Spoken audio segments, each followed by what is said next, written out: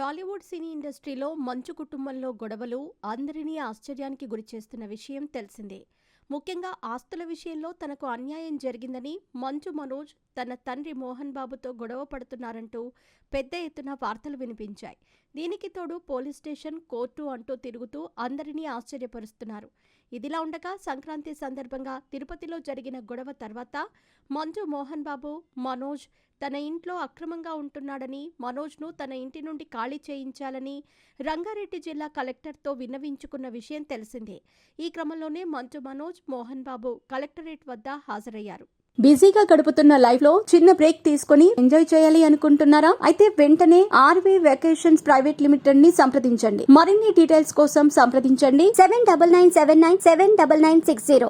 ఇక అసలు విషయంలోకి వెళితే రంగారెడ్డి జిల్లా కలెక్టరేట్ కి చేరుకున్న సినీ నటులు మంచు మోహన్ బాబు తన ఆస్తులను కొంతమంది అక్రమంగా కబ్జా చేశారని, సీనియర్ సిటిజన్ యాక్ట్ 2007 ప్రకారం వారిని ఖాళీ చేయించాలని కలెక్టర్ను కోరగా, మంచు మనోజ్ కూడా అదే కలెక్టర్తో తనకు ఆస్తుల వాటా కావాలని పిటిషన్ దాఖలు చేశారు. ఈ నేపథ్యంలోనే ఈరోజు కలెక్టర్ కార్యాలయానికి మనోజ్తో పాటు మోహన్ బాబు కూడా చేరుకున్నారు. ఆస్తి తగాదాల విషయంలో హాజరైన వీరు తమ ఆస్తులను అక్రమంగా ఆక్రమించారని మనోజ్పై మోహన్ బాబు ఫిర్యాదు చేశారు. నా కష్టార్జితంపై ఎవరికీ హక్కు లేదని తెలిపిన ఆయన తన ఆస్తులు తనకు అప్పగించాలని అభ్యర్థించారు. అంతేకాదు తాను ఒక సీనియర్ సిటిజన్ అని కూడా పేర్కొన్నారు. ఇకపోతే ఈ విషయంలో అటు మంచు మోహన్ బాబు, మంచు మనోజ్ ఇద్దరు కూడా ఘర్షణ పడ్డారు. ముఖ్యంగా వీరి గొడవను చూసిన పోలీసులు ఇక్కడ గొడవ పడొద్దని గట్టిగా చెప్పడంతో బయటకు వెళ్లిపోయారు. ఇకపోతే మెజిస్ట్రేట్లో దాదాపు 2 గంటల పాటు విచారణ జరిగింది.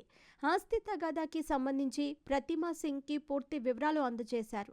అనంతరం మెజిస్ట్రేట్ నుంచి బయటకు వచ్చిన మంచు మనోజ్ అలాగే మంచు మోహన్ బాబు మెజిస్ట్రేట్ వద్ద ఇద్దరు దూషించుకున్నారు. ఇక అనంతరం మీడియాతో మాట్లాడకుండా మంచు మనోజ్ ఆవేశంతో వెళ్లిపోయారు. వచ్చే వారం మరొకసారి మెజిస్ట్రేట్ ఎదుట విచారణకు హాజరు కావాలని మెజిస్ట్రేట్ ఆదేశాలు జారీ చేసింది.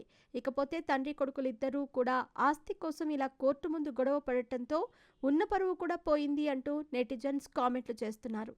ఇక్కడ తండ్రి కొడుకులు ఆస్తి కోసం గొడవ పడుతూ ఉంటే అక్కడ విష్ణు తన సినిమా పూర్తి చేసే పనిలో పడ్డారు అంటూ కూడా కామెంట్లు చేస్తూ ఉండటం గమనార్హం. అంతేకాదు మరికొంతమంది కాస్త చెలరేగుతూ ఆ కొడుకుకి గొడవలు ఏమీ పట్టవా అంటూ కూడా కామెంట్లు చేస్తున్నారు.